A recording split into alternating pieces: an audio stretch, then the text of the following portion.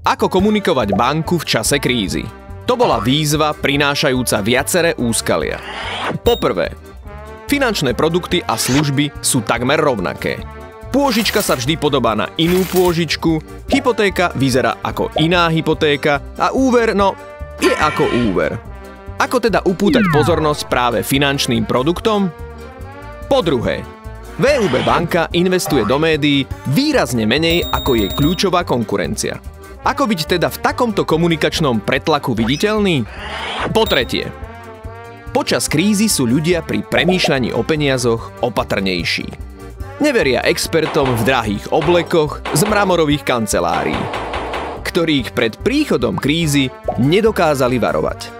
Ako potom komunikovať finančné produkty tak, aby nám ľudia uverili? Riešenie. Prečítali sme si prieskumy hĺbkových potrieb a túžob našich obyvateľov v čase krízy, rozprávali sme sa s ľuďmi a prišli sme na toto. Ľudia nechcú počuť o kríze, lebo dobre vedia, že je tu. Ľudia neveria expertom, hlavne tým finančným. Ľudia neveria ani tým, ktorí sa tvária ako filantropy a hovoria im, ako majú žiť. Ľudia skôr veria ľuďom, ako sú oni sami.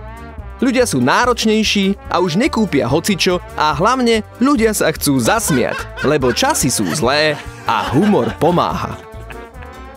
Preto už žiadne bankové klišé, nejaké obleky a expertná nafúkanosť, ani stopa po mramore či luxuse a veľkom svete veľkých peňazí.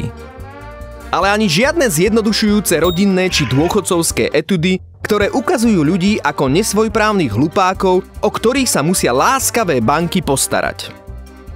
Riešením je seriál o lepičoch reklamných plagátov. Pre banku je to tá najmenej pravdepodobná dvojica, ale práve preto je prekvapivá a teda aj zapamätateľná.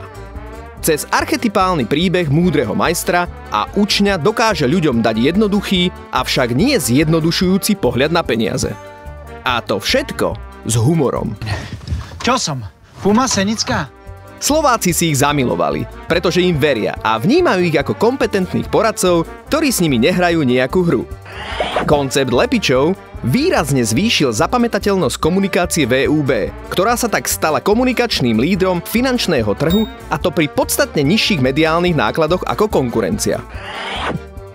VUB sa tak stala najefektívnejšie komunikujúcou bankou na slovenskom trhu a ostáva ňou doteraz. Za rovnakú jednotku mediálnych nákladov tak dokázala v prvom polroku 2013 z hľadiska celkovej spontánnej znalosti dosiahnuť o 16% vyššiu silu komunikácie ako Slovenská sporiteľňa, o 51% väčšiu silu ako Prima banka, či o 63% väčšiu silu ako Poštová banka.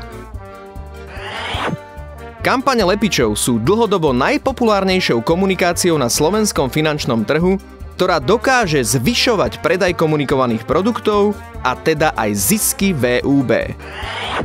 Už bezprostredne po spustení konceptu v prvom polroku 2011 stúpli počas kampaní predaje produktov Flexipôžička o 42% a Flexihypotéka o 25%. V prvom polroku 2013 stúpli počas kampaní predaje Flexipôžičky o 49% a Flexihypotéky o 30%. Na bankovom trhu tak funguje obľúbený, vtipný a zapamätateľný seriálový koncept, ktorý VUB banku odlišuje, pomáha jej biznisu a šetrí jej peniaze. Kampane získali tieto ceny: